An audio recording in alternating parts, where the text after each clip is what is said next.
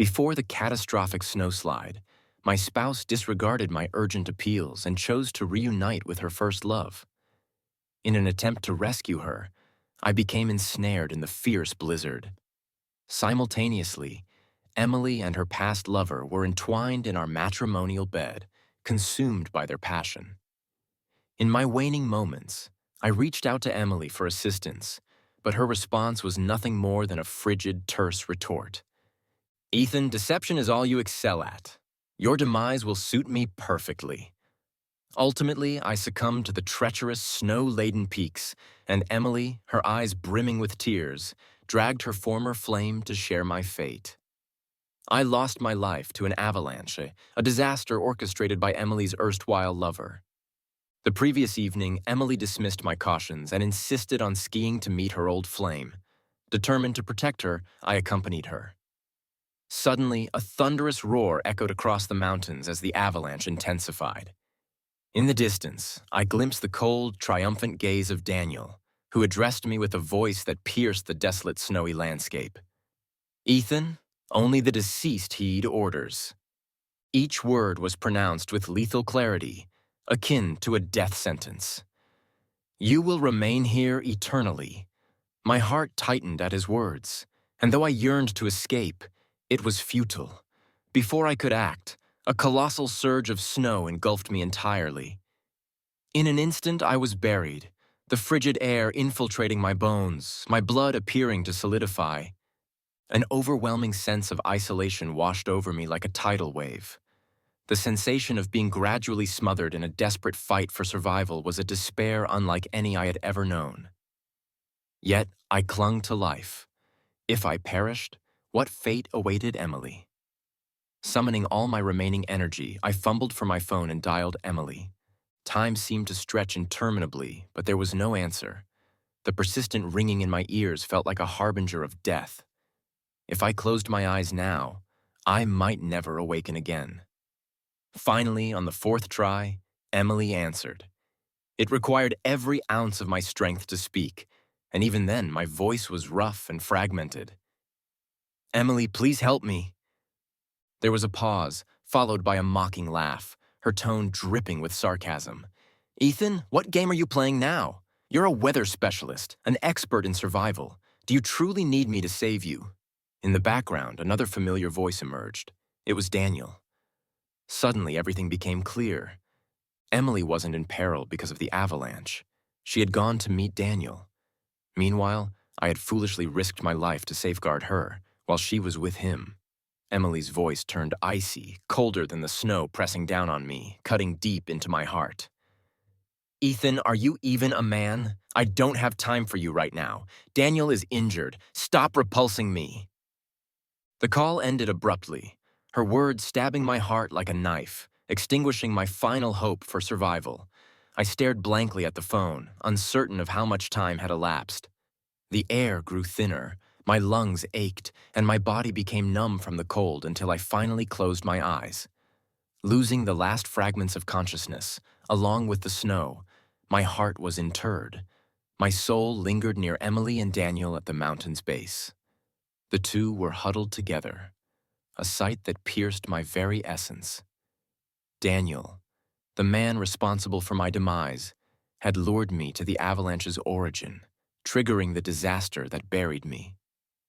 Emily, visibly shaken, was still comforting Daniel, her voice filled with concern. "Are you all right? Are you hurt?" Daniel took her hand, his expression soft and affectionate. "Don't worry about me. As long as you're safe, that's all that matters." Emily's expression darkened once more, her words dripping with venom. "Thank goodness you came to save me in time. Not like Ethan, that selfish coward, more concerned with his own safety than being present." I curled my lips into a bitter smile. When the avalanche struck, I had immediately searched for her, disregarding my own safety. Yet she knew nothing of this and still viewed me with contempt. Their tender interaction was poison to me. No one remembered that I was still buried beneath the thick layers of snow, forgotten by all. At that moment, a rescue team member approached and inquired, Was there anyone else with you when the avalanche occurred? I held on to a faint hope that Emily might still care, but the next moment I heard Emily's cold, indifferent voice. No, it was just us. I couldn't help but let out a self-deprecating laugh. After all these years of marriage, it seemed my love had been in vain. As the footsteps faded, so did the last remnants of love and longing I had for Emily. Daniel lay weak and fragile in the hospital. My spirit lingered by the window, feeling nothing but bitter irony. His cunning was deeper than I had imagined. Beside him, Emily held his hand, her face filled with worry and concern. Daniel, you need to rest for the next few days. Don't worry, I've taken time off to care for you. A wave of bitterness surged within me, spreading through my entire being, and I could no longer suppress it. When Emily was with me, she always prioritized her work. The day before she insisted on going to the mountain to meet Daniel was our wedding anniversary.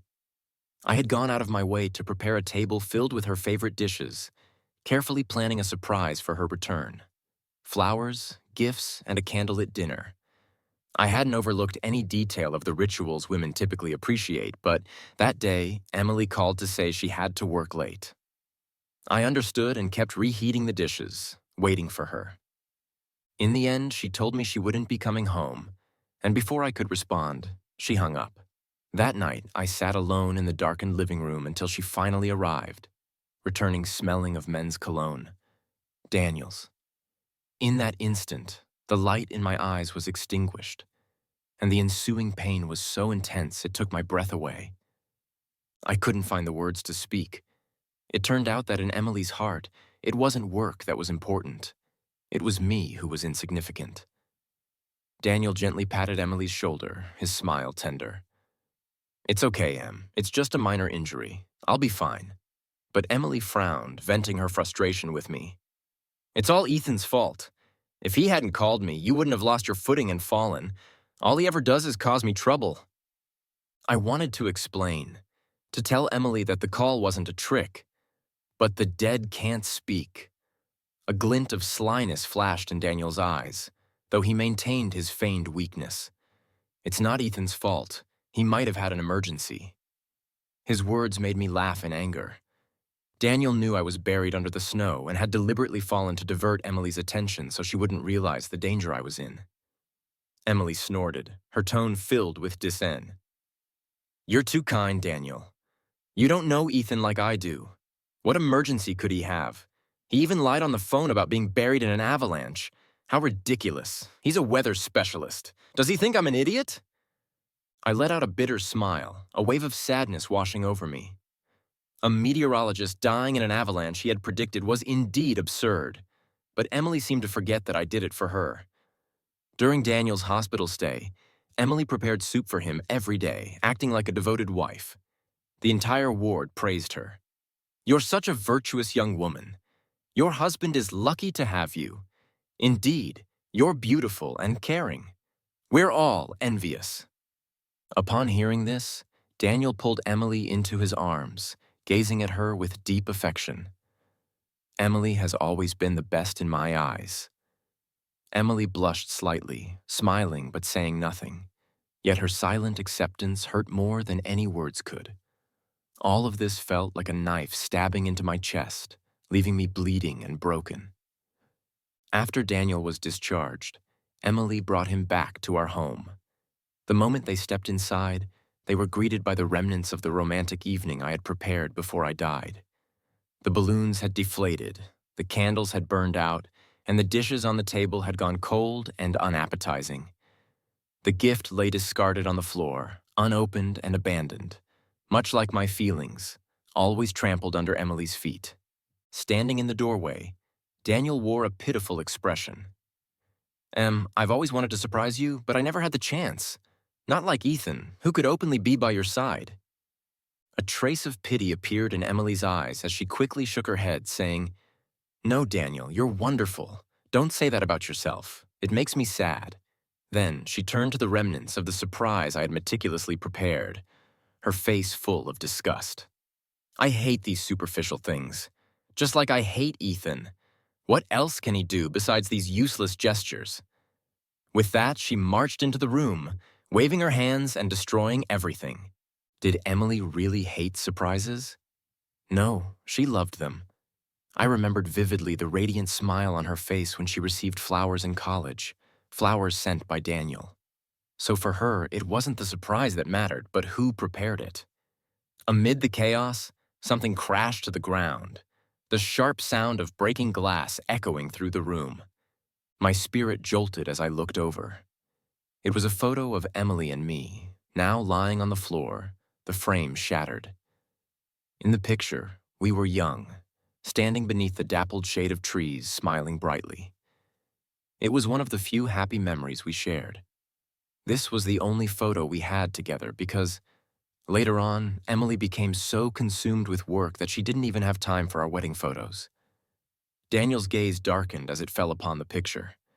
Emily, sensing his unease, casually said, "It's broken, so be it. It doesn't matter." The next moment, I watched as she picked it up, tore it to shreds, and tossed the pieces into the trash without hesitation. Daniel lowered his head, a sinister, satisfied smile playing on his lips. I stared at the scene, my heart numb from the pain. I once believed that if I did everything right, I would eventually melt Emily's cold heart. Now I realized it was nothing but a foolish dream. If someone doesn't love you, no matter what you do, it's all in vain. I didn't want to hold on any longer. I was too tired. All that remained was the cake I'd made with my own hands, still sitting in the fridge. Suddenly, the shrill ring of a phone cut through the silence. Emily answered, her voice laced with impatience. "Who is this on the other end?" It was a familiar voice, and I was surprised. It was my junior colleague from university, Victoria. We had worked at the same company after graduation, and she was always cheerful and easygoing, someone I got along well with. But now she sounded furious, her voice brimming with anger. "Do you know that something terrible happened to Ethan?" Emily's brow furrowed, and she snorted, full of disdain. "You're Ethan's little junior, aren't you? What is this? Did Ethan put you up to this? I don't have time for your games." Victoria, on the other end of the phone, hadn't expected such a response. She took a deep breath, trying to keep her emotions in check, but her voice trembled. "I'm not lying to you. Ethan is really dead." Those words only made Emily angrier. She thought I was using this pathetic lie to pressure her. Emily's eyes were filled with contempt, her indifferent tone cutting deep. "I'm sorry, I don't know what your goal is with this joke, but you can tell Ethan that whether he's dead or alive, I won't change my mind." Her voice grew colder, and her sharp words stabbed at my heart like a knife. "If he's dead, that's just fine with me." Then she hung up without hesitation, even adding the number to her blacklist. I silently watched Emily's actions, feeling a wave of bitterness tightening around my chest. As expected, she still didn't believe I was truly dead. Her last words made all the years I had invested seem like a joke, not worth mentioning. Beside her, Daniel took her hand, his voice gentle. Don't get upset. I'll be worried if you make yourself sick." Emily's previously domineering demeanor vanished as she nestled into Daniel's arms like a delicate woman. Her voice sweet and tender. "I don't want to be angry, but Ethan has gone too far. To think he'd involve others in such a lie to deceive me, I've had enough. As soon as he gets back, I'm divorcing him immediately." Daniel's face lit up with joy as he made his promise. "Don't worry, as long as I'm here, I won't let you suffer even the slightest bit of harm." I looked coldly at this murderer, the fire of anger burning in my chest. My heart has always belonged to you." Under the dim, intimate light, the love between them felt like a deep, dark abyss, making it hard for me to breathe and compelling me to flee. "But Emily, I'm never coming back. Your happiness is no longer my concern." In the following days, Emily and Daniel went on outings together, forgetting me completely. They drove my car, used my credit cards, and stayed in my house. It wasn't until Emily began to sense something was wrong that she started to feel distracted, even when she was with Daniel. I hadn't sent her a single message or made a call in 10 days. That would have been unthinkable. The last message in our chat was one I had sent the previous week, nothing more. "Emily." With rising anger, she typed furiously, "Ethan, I don't have time to play hide and seek with you. Are you dead somewhere? Get back here and finalize the divorce." I let out a bitter laugh. Unfortunately, I really was dead out there. Emily waited 3 more days but received no reply. She could no longer sit still, her desire to cut ties with me growing more urgent. So, one day, Emily, accompanied by Daniel, went straight to my office. "I'm sorry, Ethan hasn't been to work in several days. Didn't we already contact you about this?" The receptionist responded, her tone filled with confusion. Hearing this, Emily froze, speechless for a long time. When she finally came to her senses, she suddenly remembered something. Pulling out her phone with trembling hands, I rubbed my eyes and letting out a self-mocking laugh, thinking I'd seen it wrong. Was Emily finding this hard to believe? Hadn't she been wishing for my death all along? Now who was she pretending for? I watched as she slowly pulled up a number from her blacklist and dialed it. Finally, the ringing seemed to last an eternity.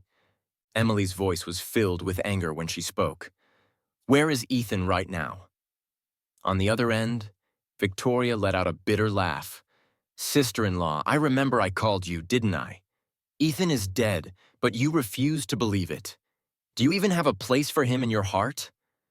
The weight of those words fell heavily on Emily's ears, exploding like a bomb. "Why won't you tell me the truth? Where is Ethan really?" I looked at Emily, slightly losing her composure, feeling a mix of emotions I couldn't quite name. Victoria could no longer hold back. Her voice filled with rage as she shouted, "Fine, if you really don't believe it, come and identify the body, you wretched woman." Emily clutched her phone tightly, muttering to herself, "No, that's impossible. Ethan couldn't be dead." Meanwhile, Daniel gently patted her back, pretending to comfort her. Maybe Ethan got caught up with something outside and couldn't make it back in time. I couldn't help but admire Daniel's meticulous performance. He knew full well that I was dead, yet he continued to lie and deceive. Emily quickly regained her composure, letting out a sarcastic laugh, her tone laced with thinly veiled anger. "Right, someone like Ethan wouldn't die so easily. He's a weather specialist. There's no way he'd die in an avalanche. Bad things always seem to linger." I lowered my gaze, a bitter smile tugging at my lips. Why was I always so worthless in her eyes? There were countless nights when I doubted myself, wondering if I hadn't done enough. But now I understood. It wasn't that I wasn't good enough. It was that there was never a place for me in Emily's heart, no matter how good I was. She would never see it. Throughout the journey, Emily acted as if she didn't care, but the sweat on the side of her face betrayed her. I knew Emily too well. Whenever she was nervous, she would sweat. For a brief moment, I found myself eagerly anticipating Emily's reaction when she saw my body. Daniel, still playing the part of the attentive, obedient man, held Emily's hand gently. "Don't worry, no matter what happens, I'll be by your side." Emily, touched, nodded in agreement. At the police station, Victoria was already waiting in the lobby. When she saw Emily and Daniel approaching, her expression turned scornful and mocking, her eyes slightly red. I knew she was feeling indignant on my behalf. "Ethan just had an accident, and here you are, eager to start over with someone else. How could you do this? You don't deserve to be called my sister-in-law." Emily immediately stepped in front of Daniel, her face full of defensiveness, as if protecting him from even the slightest harm. "What does Daniel have to do with this? Watch your mouth. Your senior can't even compare to a single hair on his head."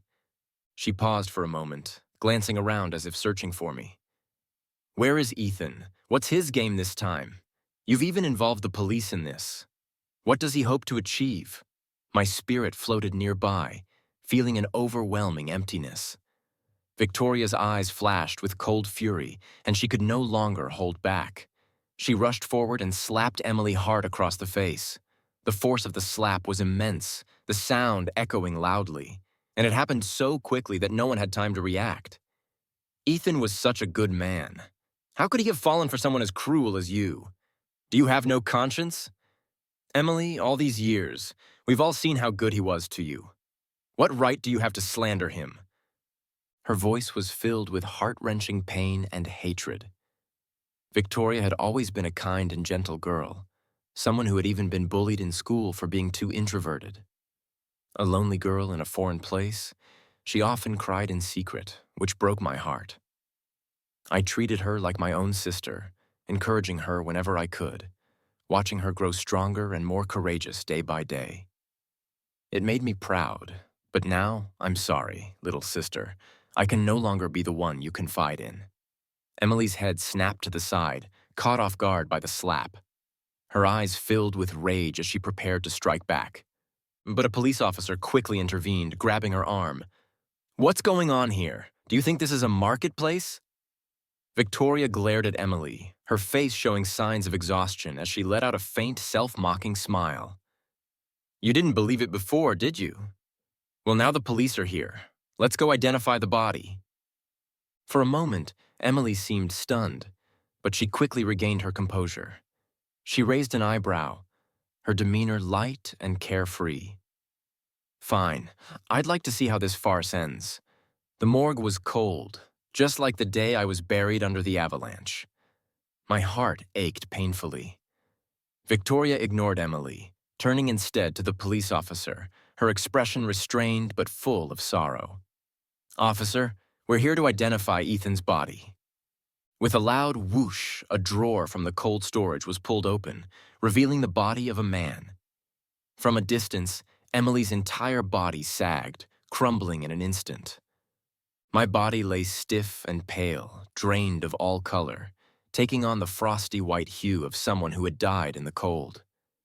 Upon closer inspection, patches of snow and frost still clung to my skin.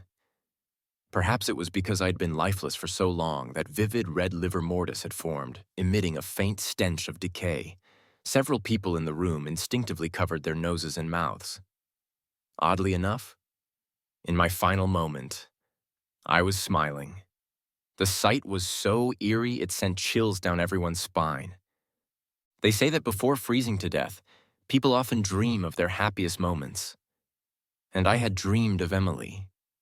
The irony was that in my dream, we were deeply in love. How laughable. It was supposed to be a happy smile, yet it was nothing more than the desperate illusion of a dying man. Emily remained frozen in place, as if her feet were cemented to the ground. Her mouth hung open in disbelief, and she shook her head, murmuring, "How can this be? How could Ethan be dead?"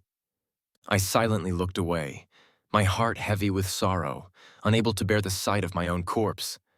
Victoria stared at my body, sadness clouding her eyes as she wiped away her tears. "Now do you believe it? Ethan froze to death in that avalanche." Emily's heart clenched painfully, her eyes turning red and brimming with tears. Her voice trembled, rough with sorrow. "I'm sorry. I didn't know it would come to this." Her reaction caught me off guard.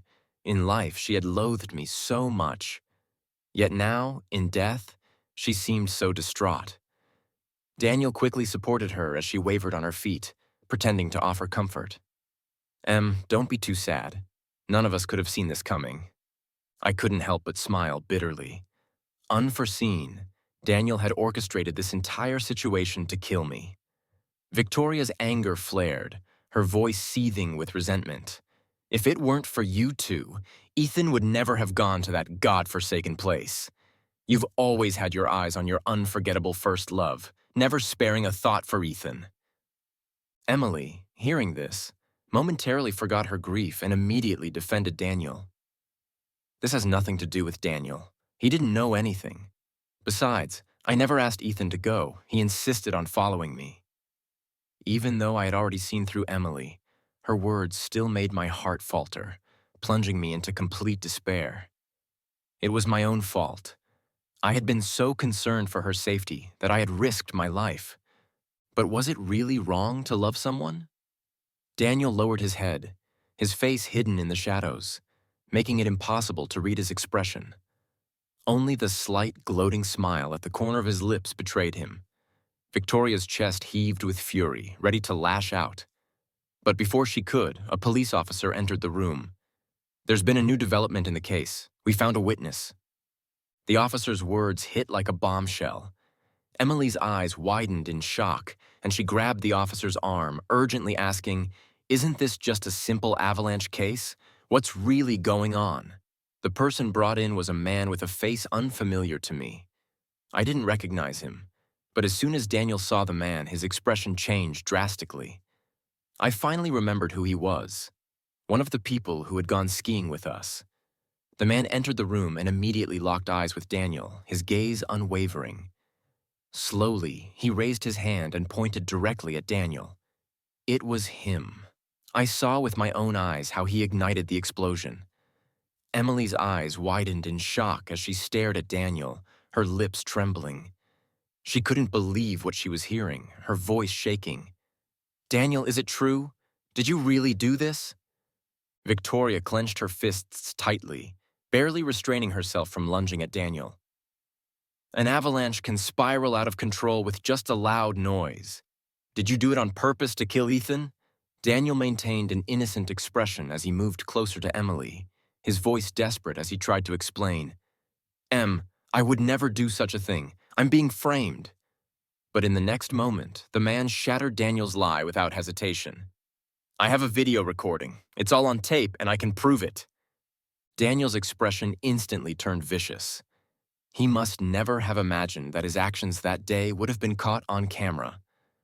The phone screen displayed footage from the day of the avalanche. In the video, Daniel could be seen hiding behind a rock, igniting something.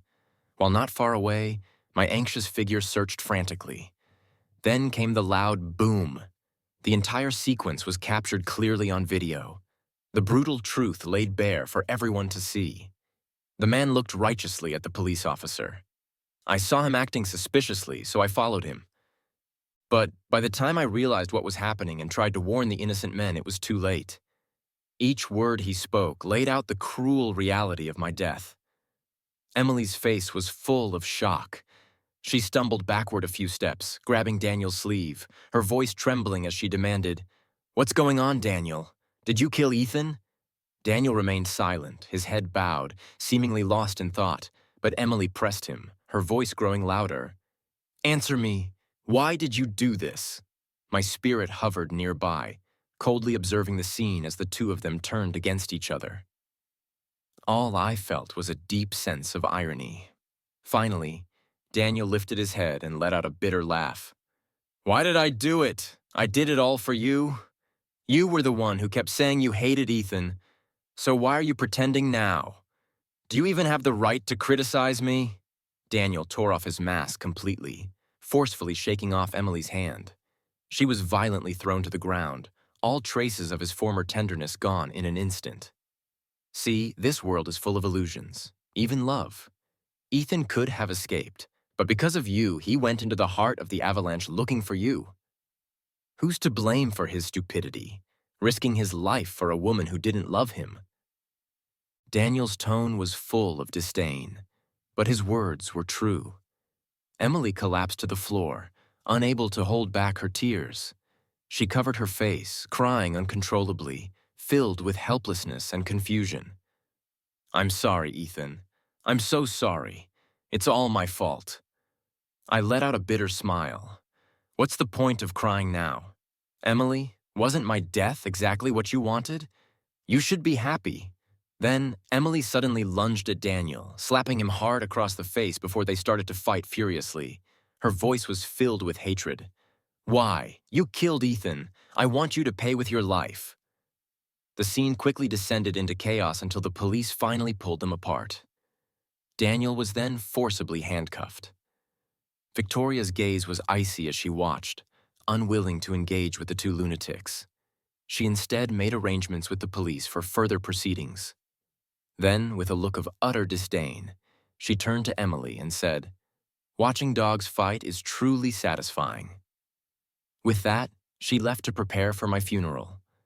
Emily, her hair disheveled and her makeup smeared beyond recognition, was a rare sight of disarray and loss of composure.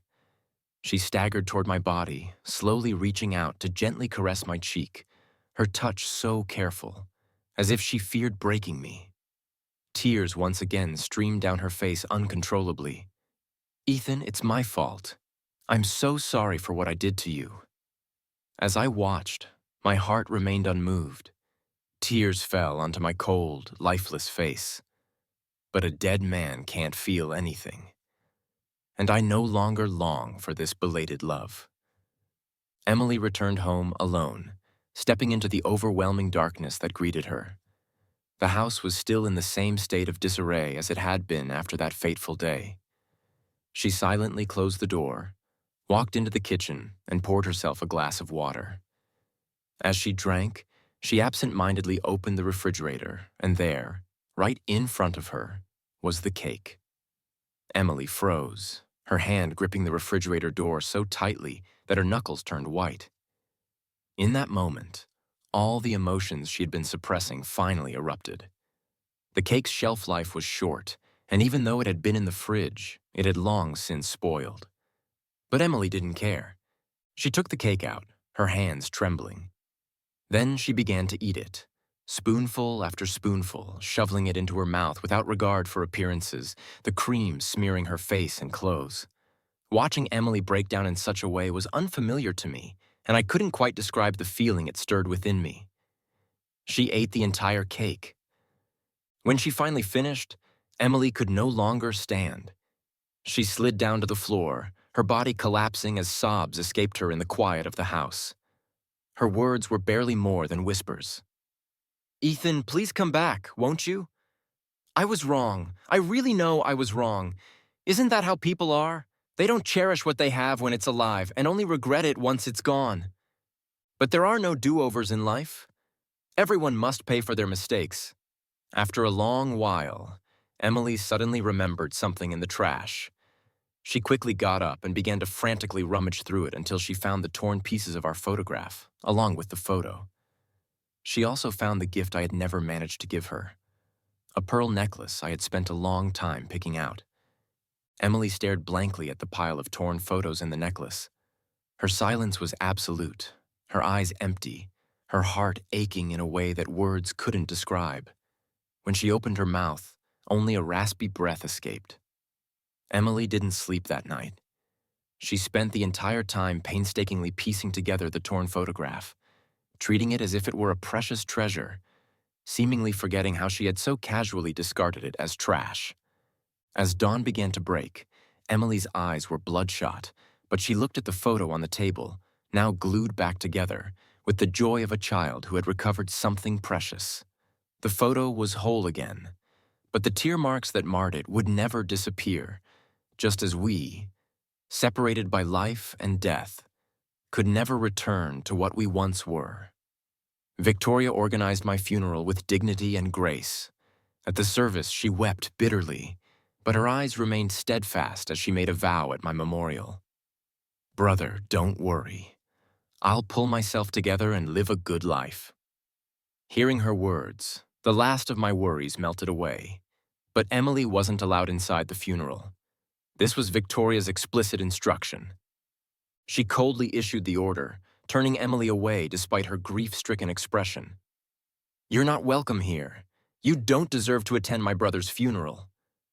Emily stood outside, begging desperately, her tone humbled to the ground. "Please, Victoria, just let me see him one last time. I want to say goodbye." But Victoria didn't even look back, leaving Emily to break down in hysterics alone. "Emily, from this moment on, we owe each other nothing." A few days later, Daniel was released from the police station. The video was deemed insufficient as evidence and couldn't substantiate a criminal conviction. When Emily heard the news, she flew into a rage at home. Her face twisted with anger. Once she calmed down, she quietly cleaned up the mess. In the mirror, Emily carefully put on the pearl necklace I had given her. Her makeup flawless, then she took out her phone and sent a message to Daniel. "Tonight at 9:30, meet me at our old spot. I have something important to discuss with you." At that moment, I had no idea that the seeds of hatred in Emily's heart were beginning to take root. My spirit followed Emily to an old neighborhood where it was already late and there were few people on the streets. In the distance, I saw Daniel waiting by the roadside. Emily put on a gentle and pitiful expression, masking the hatred in her eyes. She gently took hold of Daniel's arm, softening her voice. "Daniel, I'm sorry. I was too impulsive that day and said things I didn't mean. Please don't take it to heart." She looked up at him with watery, glistening eyes, full of affection, and Daniel, despite himself, couldn't resist. After all, she was someone he had once loved, and he couldn't completely harden his heart. He let out a sigh. "All right, Em, I don't blame you." Upon hearing this, Emily's face lit up with a smile, and she nodded eagerly before wrapping her arms around Daniel. "I knew you still loved me." Just as Daniel was about to hug her back, a muffled groan filled the air, laden with suppressed pain. Emily had brought a brick down hard on Daniel's head. I watched in shock as Daniel fell to the ground, blood trickling down his face. He writhed in pain, unable to get back up. "Daniel, you deceived me." Emily looked down at him, her lips curling into a faint smile, her expression cold and detached. "You need to pay for Ethan's life." She bent down, grabbed the back of Daniel's shirt, and with a surprising amount of strength began to drag him. Only then did I realize that behind the neighborhood, hidden in the woods, there was an ice house. Emily dragged Daniel to the deepest part of the ice house, the cold seeping into their bones, making them shiver uncontrollably. Daniel's voice came out in broken fragments, pleading for help. "Please, Emily, save me. I don't want to die." Emily gave a sad, bitter laugh, her gaze growing increasingly fierce. "Since we are both responsible for Ethan's death, then we both should die." Without hesitation, she turned the ice house's temperature to its lowest setting. After speaking, Emily walked to a corner of the ice house, her high heels clicking on the floor. She sat down, hugging her knees to her chest, her hands gently stroking the pearl necklace around her neck. Behind her, Daniel lay motionless on the ground, his face pale, his body slowly freezing until it stiffened and straightened, his breath finally stopping. He froze to death. Emily, too, began to feel the cold wrapping around her, like an invisible layer of ice crystals. Even her breath turned to white mist. She shivered helplessly, her face twisted in pain from the cold, her teeth chattering, and her thoughts growing increasingly chaotic. As she neared death, Emily's mind was filled with sorrow. She realized just how much Ethan must have suffered before he died, how excruciating it was to freeze to death. In her blurry vision, Emily thought she saw my spirit. She used all her strength to lift her hand, trying to reach out to me, whispering my name over and over. "Ethan, I'm coming to find you." Finally, the world fell silent. Everything had reached its conclusion. I breathed out one last sigh, my heart filled with relief. It was time for me to go. Not every love story has a happy ending. The world is full of regrets. What's most important is that life is about so much more than just fleeting romances. There are other things worth living for. It took me this short life to learn that lesson. I hope that everyone learns to cherish what they have without needing to experience loss.